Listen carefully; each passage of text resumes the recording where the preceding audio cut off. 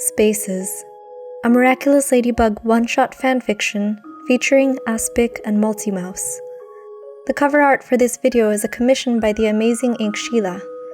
You can find links to her social media in the description box below.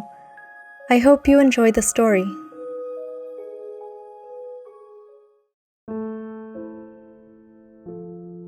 He notices early on that Multimouse pays him special attention.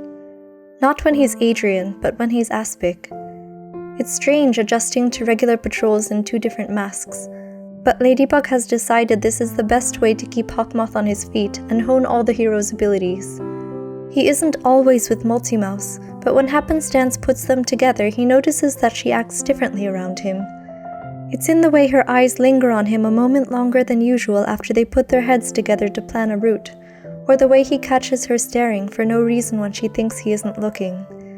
It's in the way she grasps his hands and guides his body when they alight on precarious perches, as if he needs help getting his balance. He recognizes the little excuses to touch because he's done the same with Ladybug. Marinette isn't usually like this toward Adrien. He hasn't quite figured out why she acts the way she does around him as a civilian. He thought at first that maybe Marinette was shy or had social anxiety from the way her eyes would dart away from his whenever he looked at her, or the way she'd mix up her words. But she only acts like that around Adrien.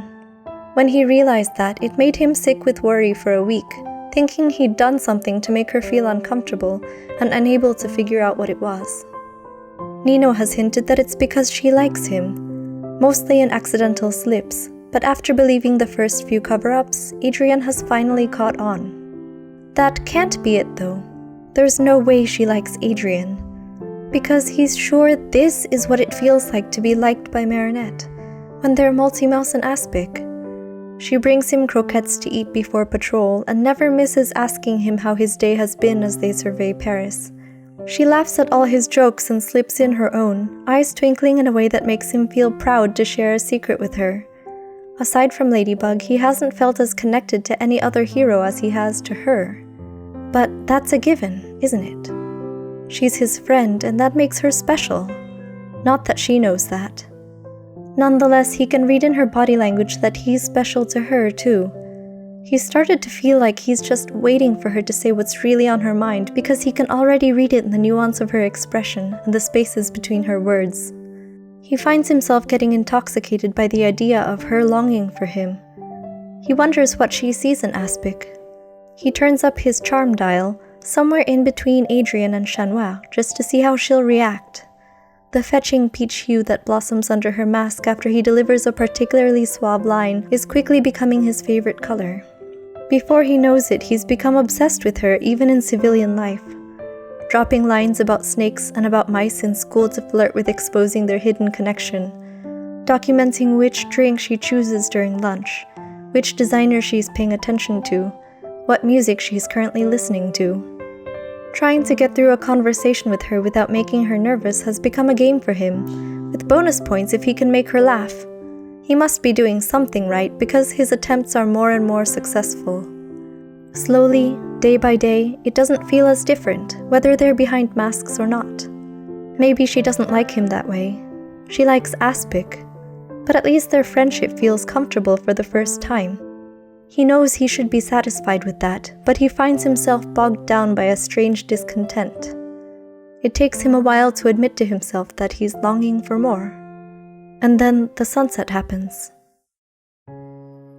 The sunset itself isn't very important. The sunset is only a catalyst. It's an unusually spectacular sunset, with the sky streaked with layers of clouds in shades of purple starkly contrasted against a saturated pink to salmon backdrop. He points it out to her, but his gaze never makes it back to the sky. He is too entranced with the way her irises reflect it like pools of water. How plump and healthy her cheeks look, and how a tiny dimple forms at the left corner of her mouth when she smiles that wide. It's only her look of astonishment when she turns back to him that makes him realize that he's been staring, slack-jawed. They've grown accustomed to standing close, since there isn't always much space on gables and chimney stacks. She's pressed against him, his arm around her waist as they perch together on the roof of an apartment building facing west. It's a practical position, but suddenly he's hyper-aware of every point of contact. She seems just as captivated by his eyes as he is by hers, because neither of them looks away until they're too close to keep their eyes open. Their lips brush, once, twice, exploring tentatively. His arm tightens around her waist. He's about to kiss her for real when her thumb skims his cheek, a gentle caress that tells him her retreat is not a rejection. "Are you sure you want to do this?" she asks breathlessly, lips glistening irresistibly in the fading amber glow. "You don't even know who I am." "Marinette, yes," Aspik whispers, a centimeter from her lips before diving in to capture them again. He tastes her surprise only for a moment before she abandons herself, murmuring his civilian name in the spaces between their kisses.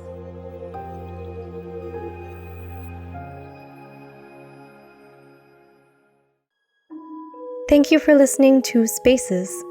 If you enjoyed it, let me know what you thought in the comments below, or leave a thumbs up to show your support. See you next time for more fanfiction.